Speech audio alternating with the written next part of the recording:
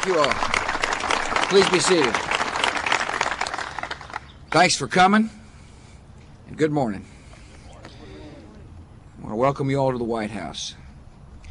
And I'm pleased all of you could be here to support the preservation of a great American treasure, our forests. 9 months ago, I stood at the scene of Squires Peak Fire in Oregon.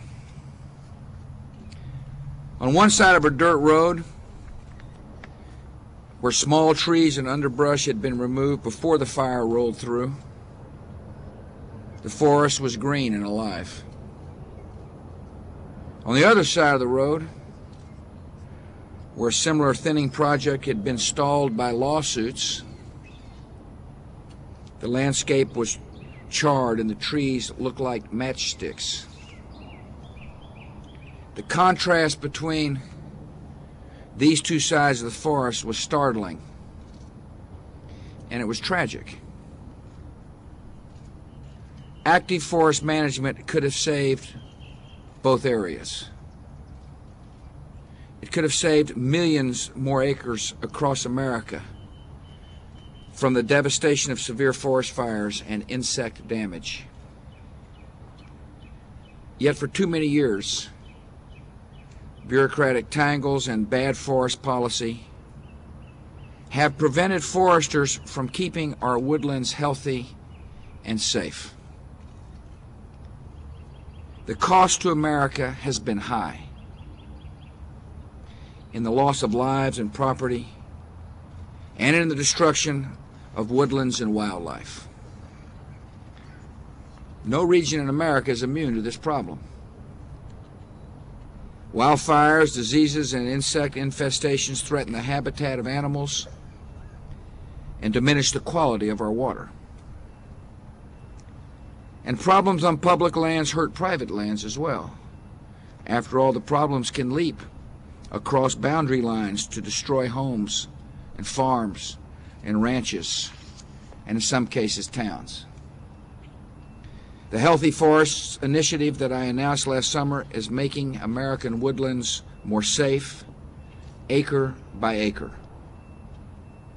As we approach the start of fire season, we have a responsibility to do even more to protect our forests.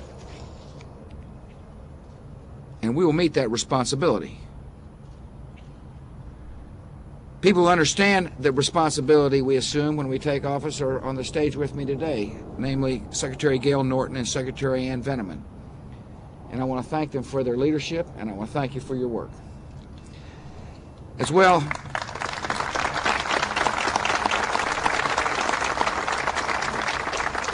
I appreciate Jim Connaughton, who's the chairman of the Council on Environmental Equality. That means he works in the White House and helps coordinate policy out of the White House.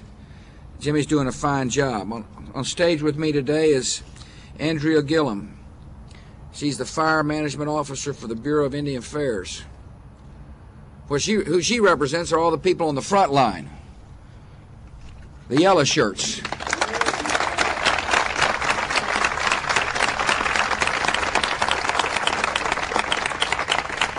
She represents the people who put their lives at risk, sometimes because of bad forest policy. She represents the folks who I got to meet after touring some of the fire areas, who had worked themselves into complete exhaustion because they were serving their neighbors, because they were risking life to protect others.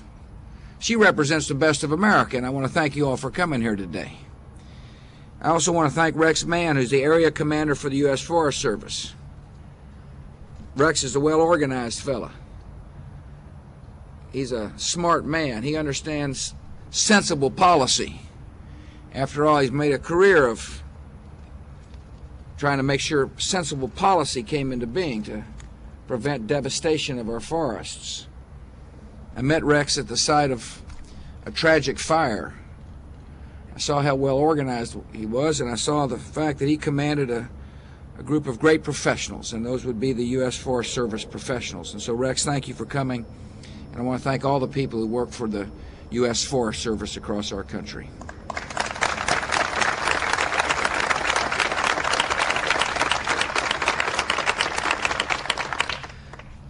We're lucky to have some governors, particularly out west, who understand practical, sensible policy, people that are working hard to help the world realize that not all the smarts exist in Washington, D.C., that there's plenty of capable people outside of the nation's capital. And one such governor is with us, and that's Judy Martz, who's the chairperson of the Western Governors Association, the governor of Montana. Thank you, Judy, for coming.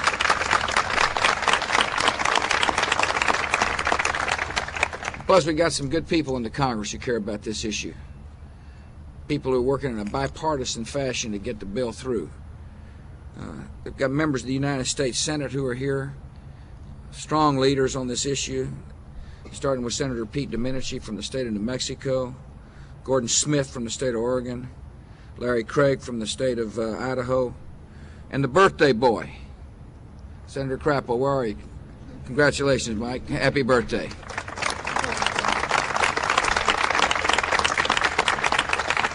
I want to thank the members of the House. The House is going to take this bill up today, as I understand. I want to thank you all for working on this. Pombo, Goodlatte, McGinnis, Walden of Oregon, Sherry Bollard of New York, who's been a stalwart and bringing factions together on the floor of the House, and I want to thank you for that, Sherry, for your leadership. Gilchrist of Maryland, Taylor of North Carolina, Renzi of Arizona, and Mike Ross of Arkansas. Thank you all for coming. Proud you all are here.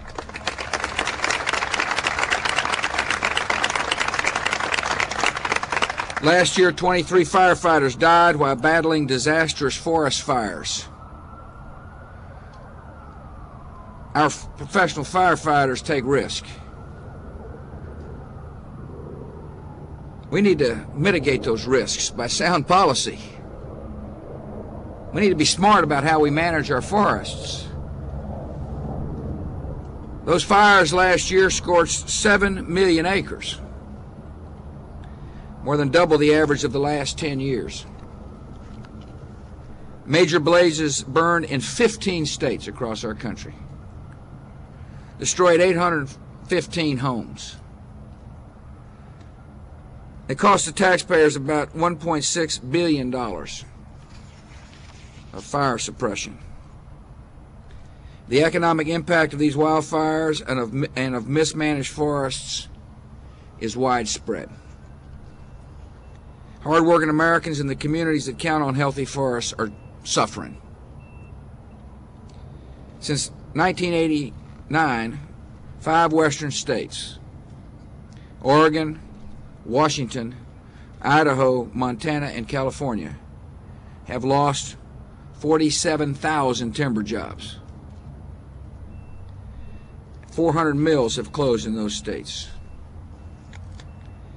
At present, this year's fire outlook seems less severe, and that's good news for the men and women who wear the yellow. Yet the danger persists, and many of our forests are facing a higher than normal risk of costly and catastrophic fires. The communities from Georgia to California that are at significant risk for those fires need our help, and today we pledge it. We pledge our help.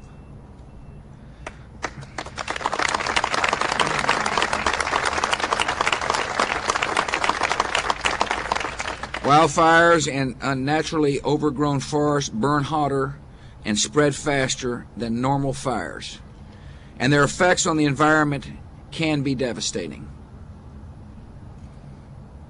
The fires sterilize soils and trigger soil erosion.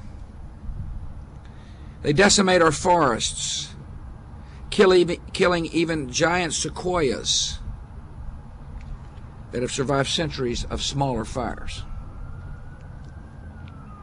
They destroy the habitats of endangered species. Last year, the fire in Hayman, Colorado damaged the habitat of several species, for example, including the Mexican spotted owl. One reason for these deadly fires is found in decades of well-intentioned but misguided forest policy,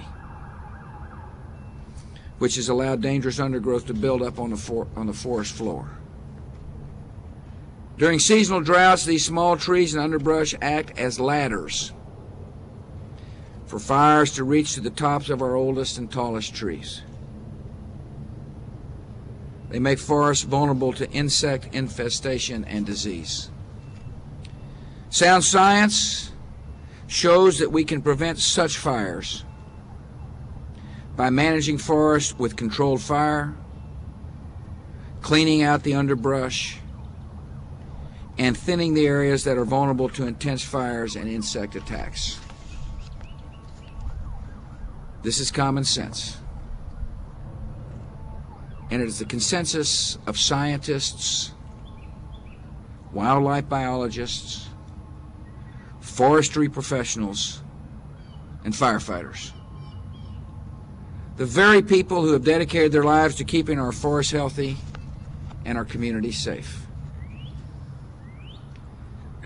This is policy that came from the grassroots to the White House. We've asked experts on how best to deal with the problem. See, we see a problem,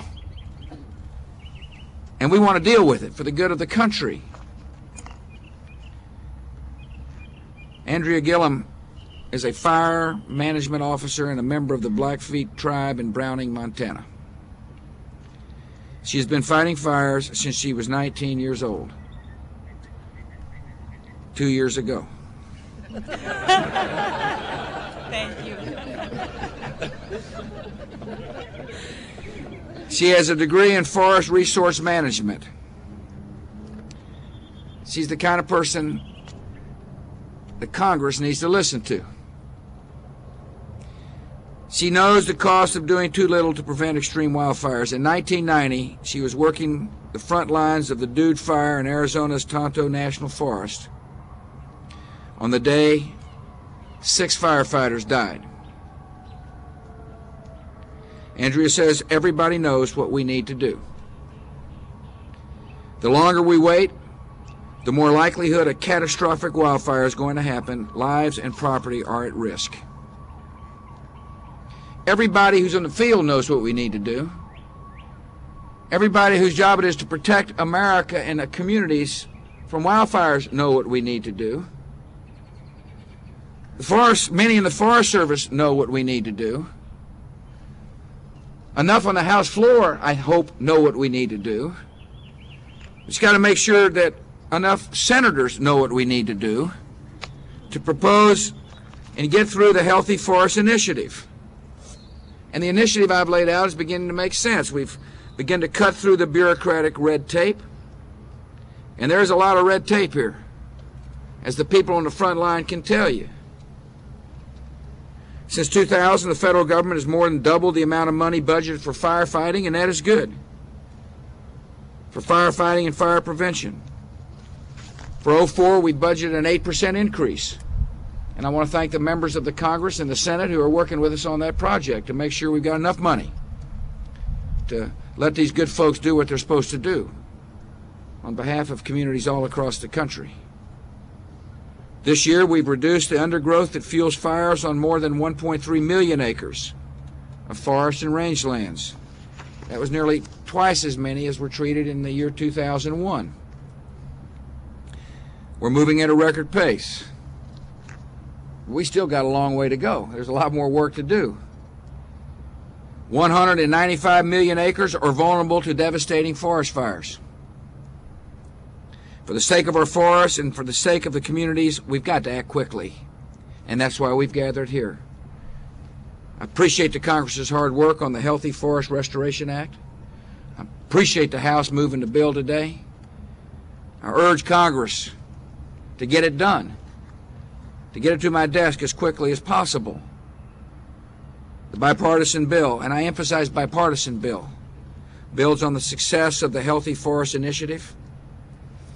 It sets the goal of thinning trees and cleaning out underbrush and restoring the health to 20 million acres.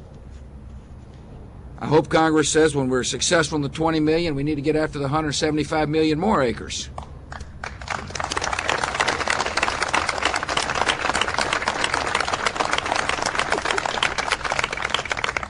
This bill sets priorities for forest management by authorizing work in the areas that are closest to rural communities. and work where there's the greatest risk for environmental damage. It's a practical piece of legislation. It's good, common sense environmental policy is what we're talking about. The Healthy Forest Restoration Act helps the people closest to the problem by allowing local citizens to help plan projects for nonprofit, for-profit, and for stewardship groups. And these citizens can benefit economically from selling the smaller trees that are cleared out from the forests. Local citizens can be great allies in the effort to protect our forests. Ron Bell is with us today. Where are you, Ron? There he is. Hi, Ron. Thought you'd have gotten a better seat.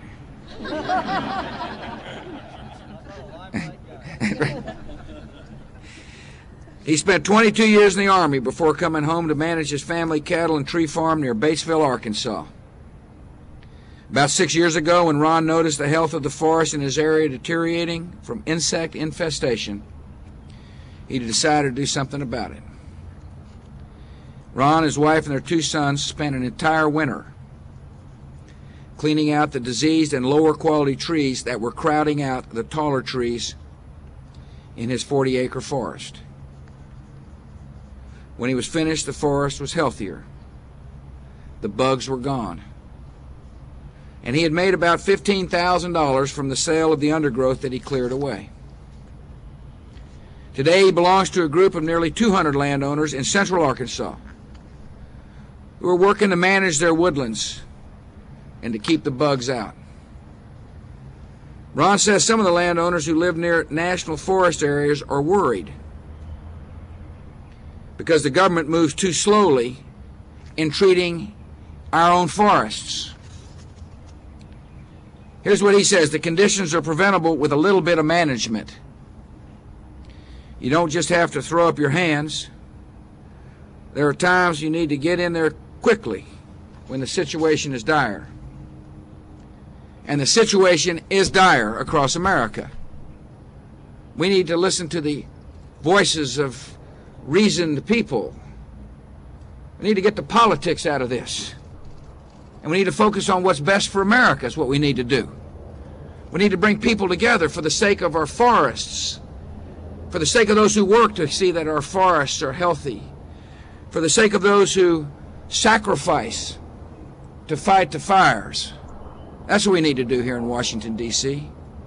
We need less bickering, less politics, and more sound, common sense policy. And that's what we're talking about right here today.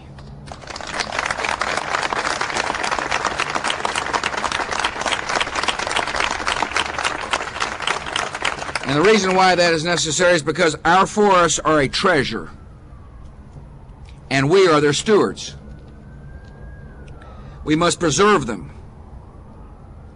We must protect the people and communities who depend on them. We must fulfill our promise to the next generation. That's what we must do. And leave behind a world as blessed and as beautiful as the one our parents left us. Thank you for your interest in this important subject. May God bless your work, and may God continue to bless the United States of America. Thank you.